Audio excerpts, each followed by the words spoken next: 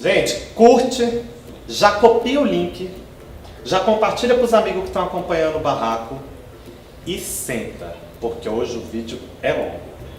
Vamos falar dessa matéria horrorosa da revista Época. Vamos começar dizendo que o nosso relacionamento aqui neste vídeo, e eu espero que esse seja o relacionamento de vocês, a fazer os comentários de vocês e a fazer as críticas de vocês, é com o texto e com a revista. Não vou me dirigir a esse autor, porque eu acho que todo mundo tem direito a ter um dia ruim na vida. Não há motivos pra gente atacar essa pessoa pessoalmente. Não há motivos mesmo. Principalmente considerando que ele escreveu para uma revista que é uma instituição. Tem ali pessoas responsáveis por decidir o que é impresso ou não, mas ninguém que tocou nessa matéria parou ela. Então todos os problemas que a gente tem daqui adiante, peço que vocês direcionem a Época. Escrevam para a Época, marquem a Época, mandem coisa lá na página, mandem e-mail para a Época, falem, gente, isso aqui é um absurdo, assistam esse vídeo, vocês estão doidos. Antes de eu começar a falar da revista especificamente, eu queria deixar bem claro que, para além do que se fala na hora da comunicação, existe também o como se fala. A revista usa termos ultrapassados, usa termos preconceituosos, e eu vou corrigi-los quando eu estiver falando com vocês, a não ser que eu vá fazer uma citação direta da matéria. Por exemplo, profissionais do sexo é um termo que a gente não usa mais, porque a gente entende que não existe profissionalização, muito pelo contrário, existe uma marginalização dessas pessoas que trabalham com sexo. Então o termo hoje em dia que se utiliza é trabalhadores do sexo. Soro discordante, a gente viu lá com a Malhação, vocês acompanharam, a gente comprou essa briga. Não se discorda por causa de sorologia. É diferente, é soro diferente, não significa que não possa conviver, que não possa amar, beijar, transar, o que quiser, tá? A matéria já peca muito, porque ela traz uma linguagem que já é carregada de estigma e isso contamina todo o conteúdo da matéria. Por exemplo, grupos de risco é uma expressão que desde 1986 a gente sabe que é equivocada. Substituíram por comportamentos de risco numa tentativa de estigmatizar menos esses grupos. Só que quando a gente fala de práticas sexuais e quando a gente fala de comportamento, há ainda muito estigma sobre o comportamento de grupo X ou Y, né? Quando se fala de homens gays, por exemplo, entende-se que a gente está falando de um comportamento sexual promíscuo, entende-se que a gente está falando de sexo sem proteção, de sexo anal, o que não é uma exclusividade nossa, né, amores? Heterossexuais têm sido promíscuos desde que o dia a dia e tá tudo bem. Às vezes a gente quer passar o outro mesmo, e é gostoso e tá bom, desde que a gente não machuque ninguém, tá valendo. Então o termo comportamento de risco ainda também estava estigmatizando um pouco. Hoje em dia, o termo que a gente usa, que melhor contempla essas populações que têm um risco acrescido, né, sobre a infecção do HIV, é o termo populações chaves. Populações chaves são aquelas comunidades que são fundamentais que a gente atenda para frear a epidemia de AIDS. Por quê? Nessas comunidades há muita vulnerabilidade. Vulnerabilidade tem a ver com acesso à saúde. Então, preconceito, desconhecimento sobre as práticas sexuais. Quando a gente fala de vulnerabilidade, a gente está tirando essa coisa moralizante, né? De você faz sexo anal, então você vai pegar. Não! Você faz sexo anal, então vamos conversar sobre como é que é essa tua relação aí, para eu entender como você pode se proteger melhor. Falta de ferramentas de prevenção, por exemplo, é o caso de mulheres lésbicas cisgênero, né? A gente tem muito pouco método de prevenção para o sexo entre vaginas. E aí notem que ao longo desse vídeo eu vou genitalizar um pouco o sexo, eu vou falar bastante de genitália, para a gente poder focar na prática sexual, sem falar muito de orientação sexual ou de identidade de gênero. Tá bom? Espero que vocês entendam. O que é isso aqui? Como é que chama? Foi um clique que eu tive recentemente que eu acho que pode ajudar a gente a falar dessas questões de prática sexual sem cair na transfobia. Que doideira, né? Falar de genital para impedir a transfobia. E aí, vulnerabilidades existem várias. Existem vulnerabilidades individuais. Eu sou um homem gay e eu pratico sexo anal. Isso é uma vulnerabilidade minha, é específica minha. E existem vulnerabilidades estruturais, como por exemplo, eu chegar no médico, falar pra ele que eu gosto de transar com bumbum e ele me olhar torto. Ou pior, nem olhar na minha cara. Porque se eu faço sexo anal, eu estou me colocando em risco, eu estou buscando doença E aí o preconceito dele me impede de cuidar da minha saúde. Entende?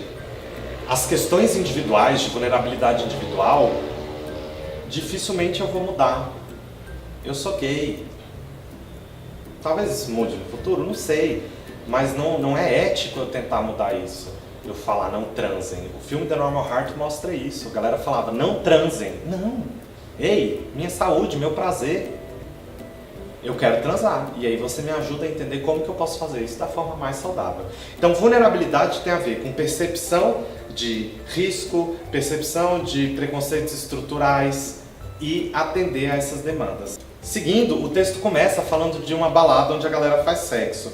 Eu já fui em 2 baladas assim aqui em São Paulo e eu fiquei bem surpreso. Sei lá, o tabu estava completamente removido, assim, era uma relação muito tranquila com aquela atividade, sabe? E isso me impressionou, porque eu acho que quando a gente trata o sexo, a nudez, o corpo, as relações com naturalidade, fica mais fácil da gente falar dessas relações e garantir a saúde nelas. E nessas 2 baladas que eu fui, tinham grandes bacias, cheias de preservativo e lubrificante para todo mundo pegar. Tinha cartazes falando sobre PEP, sobre PrEP, tinha panfletos. No grupo, no evento da festa, também falava-se sobre isso. A mesma preocupação que tinha-se em promover o sexo, tinha-se em promover a saúde no sexo. Quando a gente fala de saúde, a gente está falando de prazer. E quando a gente fala de prazer, a gente também está falando de saúde. Não dá para ter um sem o outro. Às vezes o sexo ali, a prática é super gostosa e depois tu sai noiado. Ai, será que aconteceu alguma coisa? Isso não é prazer, isso é angústia, não. Outras coisas, outros sentimentos. Mas não, ele foi numa que não tinha nada disso. E aí, ele fala que viu algumas camisinhas no chão, mas que foram poucas. E ele faz uma associação entre sexo com camisinha e sexo seguro. E aí, queria que vocês entendessem uma coisa, queridos grãozinhos. Sexo sem camisinha é uma prática. Sexo seguro é uma ilusão. Sexo mais seguro é resultado de gerenciamento de risco. O que isso significa? O sexo nunca vai ser 100% seguro. Mas a gente pode fazer com que ele seja mais seguro se a gente conhecer os riscos aos quais a gente está se submetendo e fazer um controle deles. Como é que eu posso reduzir? Que tipo de riscos eu estou disposto a correr? A que tipo de risco eu estou disposto a estar sujeito e a que tipo de risco eu acho melhor eu não me expor. E quando eu falo de risco, eu estou falando de chance. Né? Vamos tirar essa ideia de risco, perigo, tá fazendo sexo, tá procurando. Não, é porque viver tem risco. Às vezes a gente atravessa a rua e existe o risco da gente ser atropelado. Então você atravessou a rua porque você queria morrer atropelado? Não, mas é uma possibilidade. Então vamos parar de fazer essa associação direta de sexo com camisinha e sexo seguro. Porque não usar camisinha, aquelas pessoas ali não terem usado camisinha, não significa necessariamente que o sexo delas era menos seguro do que as pessoas que estavam usando camisinha. Principalmente porque, logo no parágrafo seguinte, ele fala que as pessoas não usavam camisinha regularmente. Então, ter uma camisinha no chão, que é a evidência que o narrador encontra para dizer que eles usaram ou não camisinha, não significa que essa camisinha tenha sido utilizada durante toda a relação, tenha sido utilizada certo. Não significa que não existissem outras camisinhas ali, mas que alguém foi muito bonitinho e levou pro lixo para jogar fora. Uma forçação de barra aqui.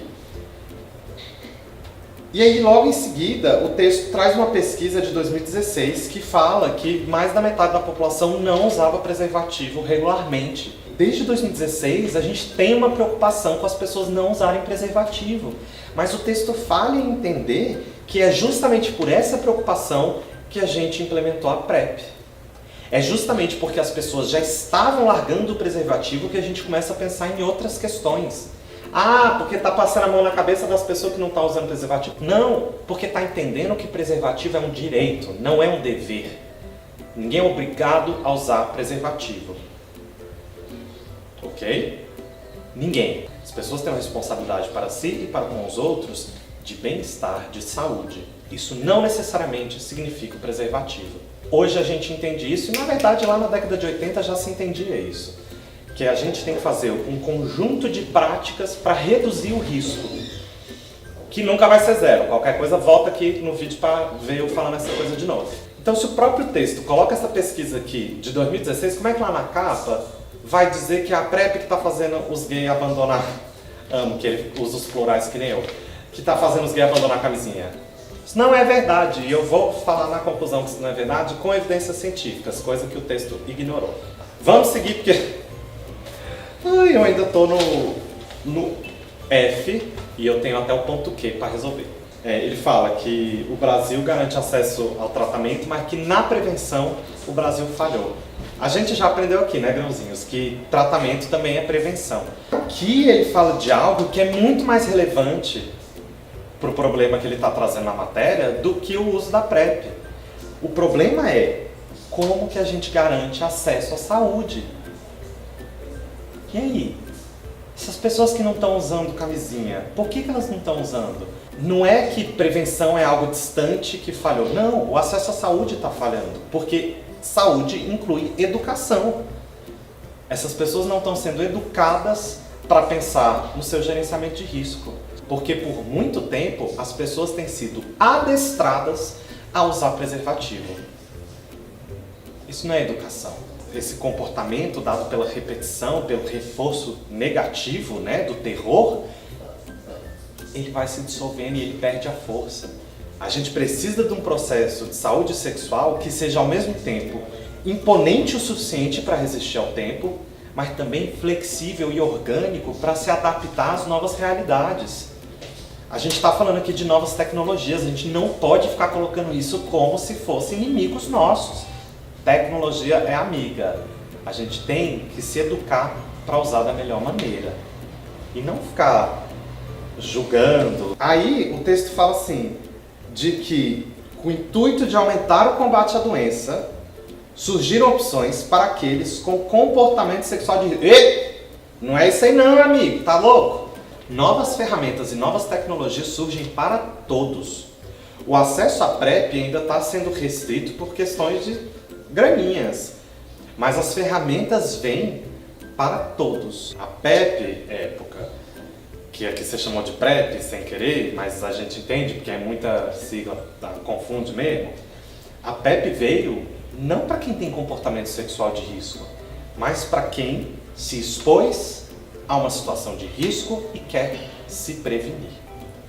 Não só para quem está transando, como você coloca aqui, com muitos parceiros ou sem camisinha. Você usou o termo sem proteção, mas eu acho esse termo equivocado, porque, como a gente falou aqui, sem camisinha não significa sem proteção. Mas também, por exemplo, para profissionais de saúde que entrassem em contato com material biológico que pudesse estar contaminado.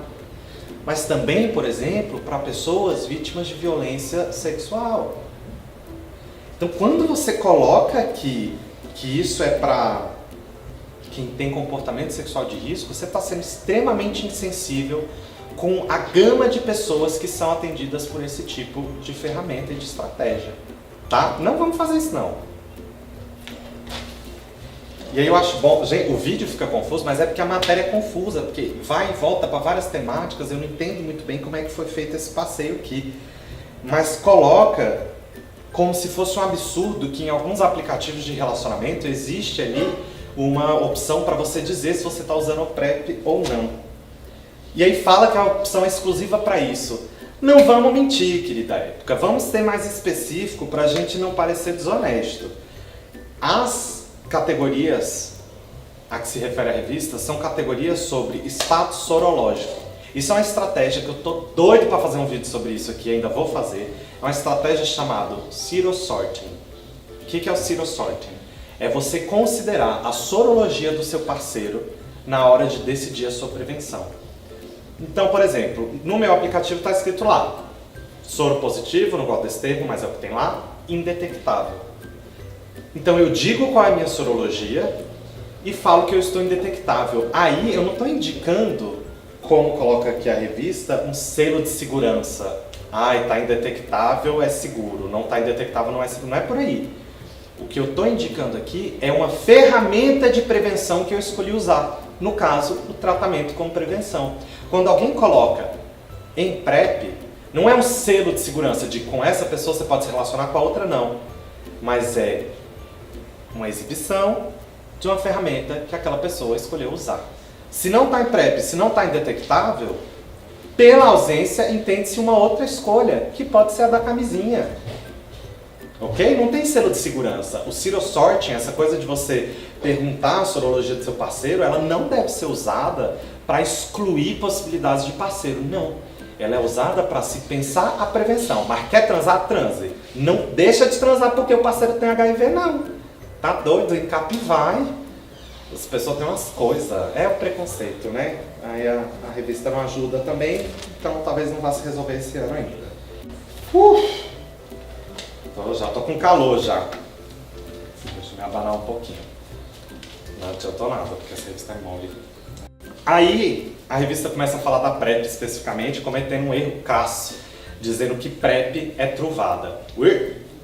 Truvada é um medicamento da farmacêutica Gilead que tem sido usado como a droga para a estratégia que é a PrEP. O que é PrEP? É você usar um medicamento continuamente para impedir a infecção pelo HIV. É uma estratégia, não é um remédio. Existem outros remédios que a gente está tentando implementar e trazer para o Brasil para gerar competitividade com a Gilead, para impedir preços exorbitantes, para impedir que eles façam o que eles quiserem com esses medicamentos. Né? Aqui em São Paulo, por exemplo, já está sendo estudado o cabotegravir, que é um medicamento injetável no bumbumzinho, mas que funciona como PrEP e que você toma injeção de 2 em 2 meses. Olha aí. Então existem vários medicamentos, assim como, por exemplo, terapia antirretroviral não é um medicamento, são vários medicamentos que podem compor essa terapia. Tá? Não precisa fazer propaganda assim, não. Aí o texto explica o que é a PrEP, até legal, apesar de ser muito específico sobre o medicamento, mas fala assim, a droga é inútil na prevenção de outras doenças sexualmente transmissíveis. De novo, usando um termo ruim aí, né? Você pode ter uma infecção sexualmente transmissível que não apresenta um conjunto de sintomas. Então a gente não usa mais a palavra doença por causa disso, né? Para tirar esse estigma de doença, de debilidade, e para as pessoas entenderem que não é sintoma que vai dizer se você tem uma infecção sexualmente transmissível. Tem que fazer os testes. Por que isso aqui não é exatamente correto? Para você ter acesso à PrEP aqui no Brasil, você precisa estar numa rotina com o médico, que inclui exames de sorologia, de HIV e outras ISTs. Então, estar em PrEP ajuda você a diagnosticar e tratar outras infecções. Vou falar mais sobre isso lá na conclusão, tá? Segue até o fim. Gente, tá difícil acompanhar o vídeo? Imagina eu que tive que ler essa matéria fazendo anotações. Vocês não sabem o que é dificuldade nessa vida, porque toda hora eu precisava parar, respirar fundo, ligar pra minha mãe, chorar, falar por que eu tô fazendo meu trabalho, depois vem uma revista e caga tudo. E aí olha que doideira, cara. Olha que doideira. Essa é a minha parte favorita da revista. Vou ler como está aqui, hein? Não se pode garantir que o uso da PrEP esteja diretamente ligado à queda do uso de camisinha no Brasil. Mari, dá um zoom na minha cara, que eu tô muito chocado com isso. Ele diz que não dá para associar uma coisa com a outra. Mas sabe o que é que a revista faz bem na capa? Associa uma coisa com a outra. O próprio texto sabe que isso não faz sentido. Fica se desmentindo o tempo todo. E aí é muito doido porque ele diz isso, e isso é baseado num estudo que o Rico Vasconcelos, que é do PrEP Brasil, que foi o médico infectologista que fez o post denunciando que deturparam o depoimento dele na época. O próprio Rico falou que enviou para eles um estudo, que é um estudo que eu vou comentar aqui no final, que mostra exatamente isso, que PrEP não está relacionado no Brasil à queda de uso de camisinha. Aí a revista, para poder manter o sensacionalismo dela, começa a jogar para o leitor um monte de estudo internacional. Cara, vamos entender uma coisa. A nossa realidade, as nossas vulnerabilidades, os nossos desafios não são os mesmos que os Estados Unidos, que uma França, que mais que ele diz aqui? Que Holanda e Austrália. Não é a mesma coisa. Não dá para usar um estudo de um outro país para falar da realidade brasileira. Não dá. Isso é um desafio, inclusive, por exemplo, para a cura. O que se garante que a cura que está sendo pesquisada aqui no Brasil ou lá nos Estados Unidos vai funcionar lá no continente africano, por exemplo? Onde nos países a infecção é generalizada, o número é muito maior e a cultura é outra. Então existem desafios culturais também na promoção de saúde. Não dá para fazer essa comparação à época, não dá. Isso aqui foi desonesto, porque vocês tinham o artigo sobre a realidade brasileira. O Rico Vasconcelos informou-nos. Sim, amores, o Projeto Boa Sorte faz agora até apuração das coisas. Aí ele começa a fazer uns depoimentos que tem até nome de gente trocada. E traz um julgamento moral nas descrições dos personagens, foca muito assim no número de piercings, na cor do cabelo, que gosta de diva pop, que a pessoa é agitada. São vários traços que, no tom conservador e moralista que tem essa matéria, fazem essas pessoas perderem a credibilidade. Entende? Foca no número de parceiros, cara. Tem aqui na própria matéria um médico falando que número de parceiro não é definidor de risco. Porque se com 10 parceiros você está em PrEP, você tem um risco menor de contrair HIV do que a pessoa que tem 2 parceiros e usa a camisinha só com um, por exemplo. Entende? Então a relação não é tão direta assim como a revista coloca com frequência. Aí ele coloca que a PrEP aqui está sendo distribuída para gays e bissexuais masculinos com vida sexual ativa e de risco, travestis e mulheres transgêneros, profissionais do sexo e casais em que só um dos parceiros é soropositivo. Há um alívio nessa revista porque pelo menos, ele faz a ressalva de que no caso de casais soro diferentes, o tratamento já impede a transmissão. Pelo menos essa ressalva rolou aqui. Mas depois ele fala assim que os grupos foram priorizados porque são os de maior risco. De novo, não é essa relação com risco, é uma questão de vulnerabilidade, de cara, precisamos atender essas pessoas. Pode parecer a mesma coisa, mas a mudança da perspectiva faz a gente parar de estigmatizar esses grupos e começar a olhar, se atentar a eles e trazê-los para dentro da resposta à epidemia. Eu não consigo atender uma travesti se eu não souber como é que é a vida dela. Eu preciso entender essas coisas, eu preciso entender as práticas sexuais dela se eu quiser atender a ela. Entendeu? Não dá para eu simplesmente dizer que tem mais risco, o número é maior e eu não ir atrás da vulnerabilidade.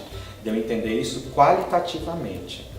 Inclusive, logo embaixo tem um parágrafo lindo do Rico Vasconcelos explicando vulnerabilidade individual de homens que fazem sexo com homens, que não necessariamente são gays ou bissexuais, né? Existem garotos de programa aí no mundo que são heterossexuais.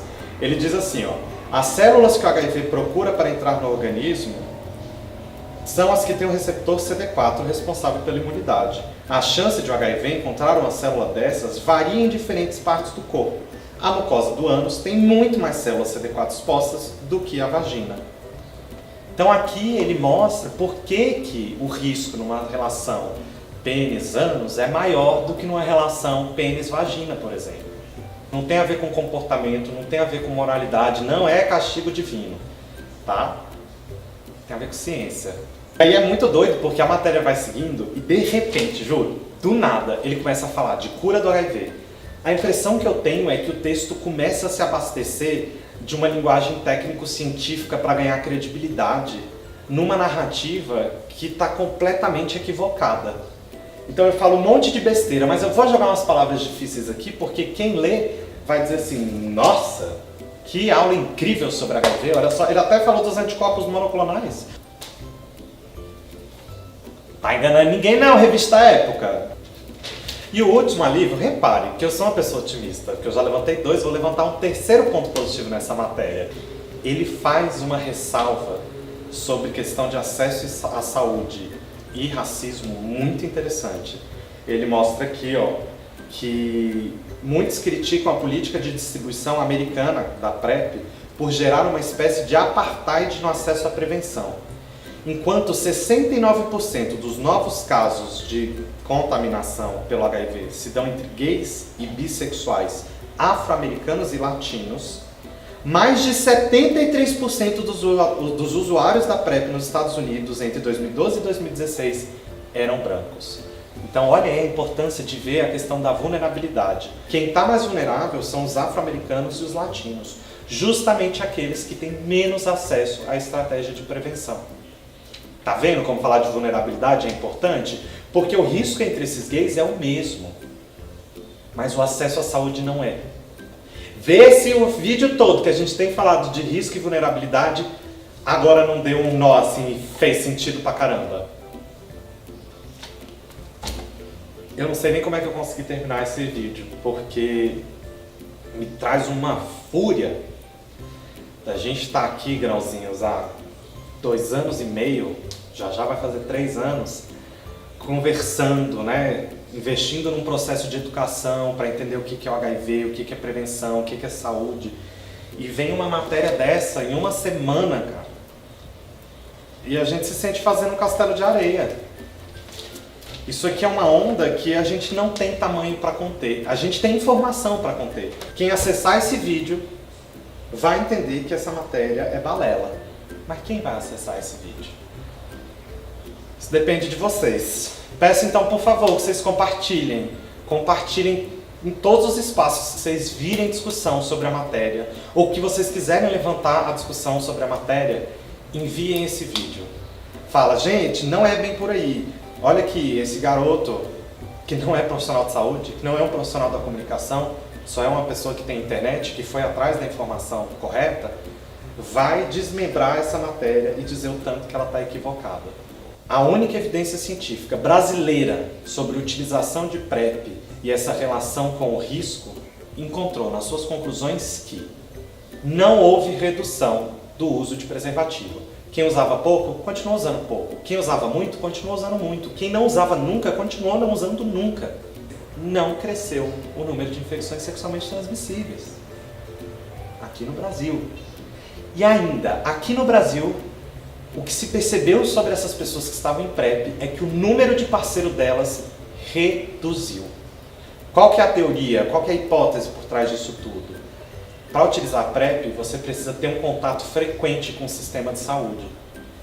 Ao ter um contato frequente com o médico, é possível que esse médico e esse paciente tenham engajado numa jornada de repensar práticas sexuais, repensar o seu risco, e que isso promoveu um gerenciamento desse risco. O problema não está na prática, o problema não é usar ou não usar preservativo. O problema é como que eu me relaciono com a minha saúde. Quando a gente começa a pensar sobre isso frequentemente, tira o sexo do automático, a gente transforma isso numa questão de saúde. Quando a gente sai de pensamentos moralistas, né, repletos de achismo, alimentados por preconceito, por estigma, a gente chega na informação de verdade. Quando a gente lida com evidência científica, a gente chega no conhecimento. Quando a gente trabalha esses dados, esses números, né, quando a gente faz uma análise extensa, comprometida e responsável disso, a gente promove a educação sexual. Vamos junto? Jesus amado! Grãozinhos, meus amores, respira comigo 3 vezes, porque foi difícil sobreviver a isso.